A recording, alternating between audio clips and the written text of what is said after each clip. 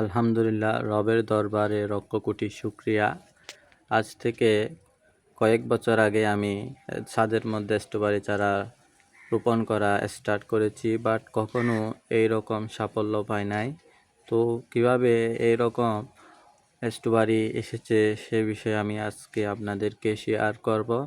Actually আমি যেহেতু গ্রামে থাকি, সেজন্য আমি সবসময় প্রতি মাসে আমার স্ট্রবেরি চারার মধ্যে আমি গোবরের সার প্রয়োগ করতাম এবং নিয়মিত এগুলাকে পানি দিতাম। এছাড়া আমি আর কিছুই ব্যবহার করতাম না, অন্য কোনো কীটনাশক বা সার, জাস্ট গোবর এবং নিয়মিত পানি দিতাম।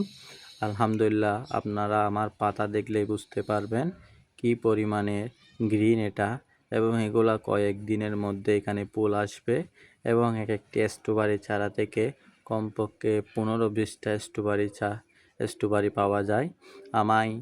আমার টবে স্ট্রবেরি চারা রোপণ করেছি, এগুলাতে আরও ভালোভাবে স্ট্রবেরি এসেছে। যদি আপনারা এই সম্পর্কে ভিডিও চান, আমি ইনশাল্লাহ আপলোড করব।